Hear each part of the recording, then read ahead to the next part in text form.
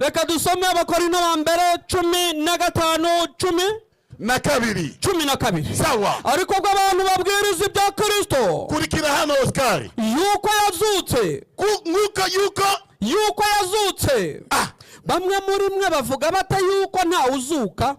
Niba nta uzuka, na Kristo ntarakazuka kabisa. Kandi niba Kristo atarazutse, ibyo tubwiriza ni iby'ubusa kabisa. Kwizera kwanyu kuba kubaye kubusa kabisa. Ndetse natwe ngwiki ariko sindimo nje tuba tubonetse ko turi abagabo bo guhamya Imana ibinyoma, kuko twayihamije yuko yazuye Kristo witazuye. Takbir. Allahu Akbar.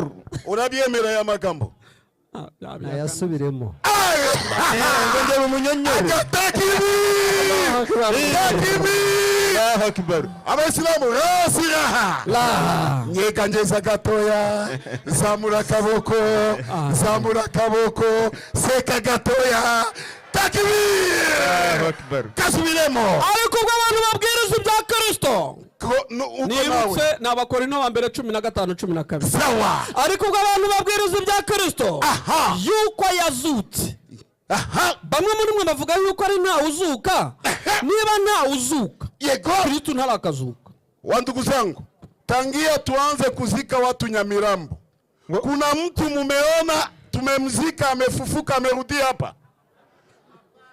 Iko ngo kuva dutangiye guhamba banani Nyamirambo, hari umuntu mwabonye mukabwibwi yazutse yaje hano mu Biryogo cyangwa kumanywa yihangu? Ndio sababu Biblia inasema niyo mpamvu rero Biblia ivuga iti kama hakuja kuwaka mtu hivyo, niba ibyo bitarabo nta muntu urazuka, na Yesu ni uongo hakufufuka, na Yesu ni ikinyoma cyambaye ubusa, ni igipindi ntago yazutse. Ni kipindi, ni igipindi. Komeza inyandiko. Kandi niba Kristo atarazutse ibyo tubwiriza ni iby'ubusa, no kwizera kwanyu kuba kubaye kubusa. Zero. Ndetse natwe sindimo tuba tubonetse ko turi abagabo bo guhamya Imana ibinyoma, kuko twayihamije yuko yazuye Kristo witazuye.